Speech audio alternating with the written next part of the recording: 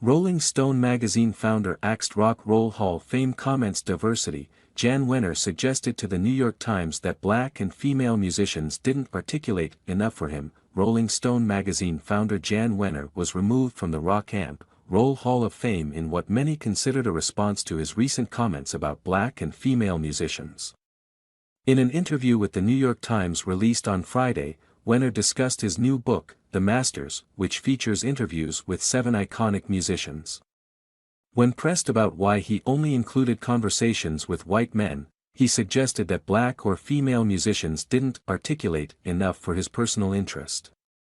When I was referring to the zeitgeist, I was referring to black performers, not to the female performers, okay? Just to get that accurate. The selection was not a deliberate selection. It was kind of intuitive over the years, it just fell together that way. The people had to meet a couple criteria, but it was just kind of my personal interest and love of them. Insofar as the women, just none of them were as articulate enough on this intellectual level, Wenner said. He added, it's not that they're not creative geniuses. It's not that they're inarticulate, although, go have a deep conversation with Grace Slick or Janis Joplin. Please, be my guest. You know, Joni Mitchell was not a philosopher of rock and roll. She didn't, in my mind, meet that test.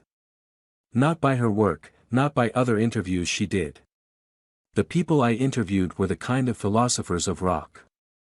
Of black artists, you know, Stevie Wonder, genius, right? I suppose when you use a word as broad as masters, the fault is using that word. Maybe Marvin Gaye, or Curtis Mayfield. I mean, they just didn't articulate at that level. By Saturday, the organization released a short statement reading, Jann Wenner has been removed from the board of directors of the Rock and Roll Hall of Fame Foundation. While the statement did not clarify whether Wenner's comments influenced the decision, Wenner himself released a statement shortly afterward apologizing for his remarks.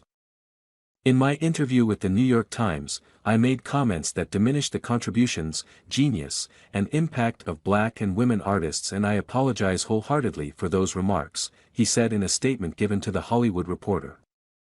The Masters is a collection of interviews I've done over the years that seem to me to best represent an idea of rock and roll's impact on my world. They were not meant to represent the whole of music and its diverse and important originators, but to reflect the high points of my career and interviews I felt illustrated the breadth and experience in that career, he added.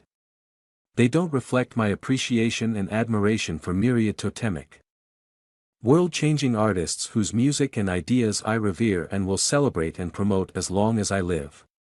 I totally understand the inflammatory nature of badly chosen words and deeply apologize and accept the consequences. The Rock and Roll Hall of Fame Foundation didn't immediately respond for comment. During the New York Times interview, Wenner previously claimed that while he should have included more diversity in his lineup, he ultimately didn't give an expletive about it. Maybe I should have gone and found one black and one woman artist to include here that didn't measure up to that same historical standard, just to avert this kind of criticism, Wenner said. Which? I get it. I had a chance to do that. Maybe I'm old-fashioned and I don't give an expletive, or whatever. I wish in retrospect I could have interviewed Marvin Gaye. Maybe he'd have been the guy. Maybe Otis Redding, had he lived, would have been the guy.